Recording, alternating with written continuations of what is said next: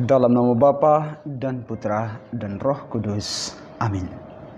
Bapak, Ibu, Saudara dan Saudari yang terkasih, salam jumpa bersama dalam Renungan Katolik Komsos Keuskupan Agung Merauke di hari Minggu biasa yang ke-16. Tema renungan kita pada pagi hari ini adalah kesetiaan dalam melayani. Saya mengutip sebuah kata bijak seperti ini. Ketaatan dan kesetiaan dalam mengerjakan perkara-perkara rohani inilah yang akan menuntun kita kepada berkat. Selama kita tidak mau taat mulai dari perkara-perkara kecil, maka Tuhan tidak akan mempercayakan perkara-perkara besar kepada kita.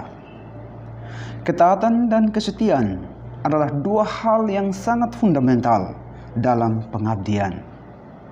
Seseorang akan taat dan setia dalam menjalankan tugasnya, maka hal besar yaitu kepercayaan pasti akan diberikan kepadanya. Maka ketaatan dan kesetiaan membutuhkan 4 hal penting ini.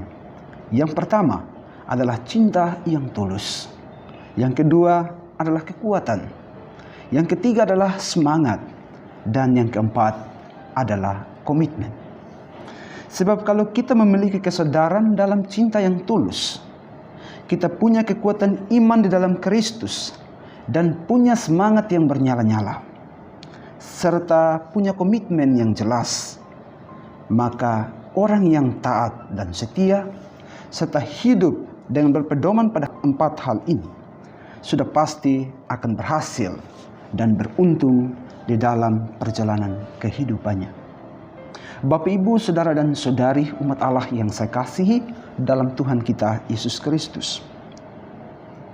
Dalam bacaan suci, secara khusus dalam bacaan pertama pada hari Minggu biasa ke-16 ini, dari kitab Yeremia, menggambarkan kemurkaan Allah kepada para gembala yang tidak taat dan setia. Sabda Tuhan, "Celakalah para gembala yang membiarkan kambing domba gembalaanku hilang dan terserak."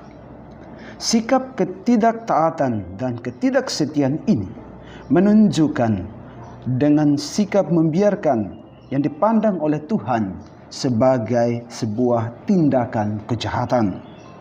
Sedangkan dalam bacaan kedua, Rasul Paulus dalam suratnya kepada jemaat di Efesus menegaskan tentang peran dan kehadiran Yesus sebagai gembala yang sejati. Peran seorang gembala adalah mempersatukan. Sedangkan dalam bacaan Injil, penginjil Markus justru menceritakan tentang hati seorang gembala. Yesus sungguh menyadari bahwa mereka membutuhkan waktu sejenak untuk beristirahat karena banyaknya pelayanan. Namun ketika orang banyak mendengar dan mengetahui kemana mereka akan pergi, maka mereka lebih dahulu mendahului Yesus dan para muridnya. Maka tergeraklah hati Yesus oleh belas kasihan. Sikap tergerak hati merupakan motivasi yang diharapkan oleh Allah bagi kita umat beriman.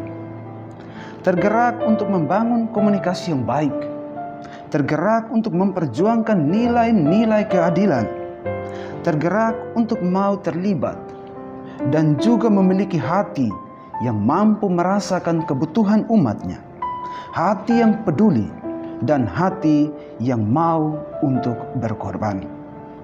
Bapak, Ibu, Saudara dan Saudari umat Allah yang saya kasihi dalam Tuhan kita Yesus Kristus. Dalam kehidupan kita, belas kasihan menggerakkan kita untuk melakukan perbuatan-perbuatan baik dengan menolong orang lain dalam keadaan apapun. Namun realitas menunjukkan bahwa masih banyak saudara dan saudari kita yang miskin. Masih banyak yang belum merasakan hunian yang layak.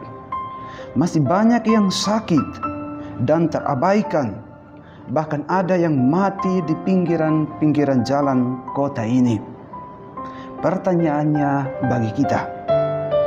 bagi kita yang memiliki Tuhan dan selalu mengandalkan Tuhan Yesus dalam hidup kita? Sejauh mana kita memiliki hati yang penuh belas kasihan, seperti yang telah ditunjukkan Yesus kepada kita? Sudahkah kita mencontohi dan mengikuti teladan Yesus ini dalam karya-karya pelayanan kita? Yesus sebenarnya menunjukkan salah satu bentuk kualitas dalam pelayanan, bahwa ketika kita mengalami kelemahan fisik, kita butuh waktu untuk sejenak beristirahat. Dan pada saat yang bersamaan, kita pun dibutuhkan untuk sebuah tugas pelayanan. Apakah jawaban kita ketika berhadapan dengan realitas demikian? Apakah kita sebagai gembala, sebagai pelayan umat yang memiliki hati seperti Yesus, yang tergerak oleh belas kasihan, siap untuk melayani? Ataukah kita mencari alasan yang menyelamatkan diri agar kita bisa memilih menepi, mengurus diri kita, dan mengabaikan apa yang diharapkan umat dari kita? Oleh karena itu, saya mengutip apa yang diungkapkan oleh Mother Teresa, bahwa kita tidak dapat melakukan sesuatu atau hal-hal yang besar. Kita hanya bisa melakukan pekerjaan-pekerjaan kecil, tetapi dengan cinta yang besar. Artinya, bahwa segala yang terbaik sebagai pelayan adalah memberi cinta dan mengorbankan diri demi cinta yang besar. Marilah kita tergerak hati.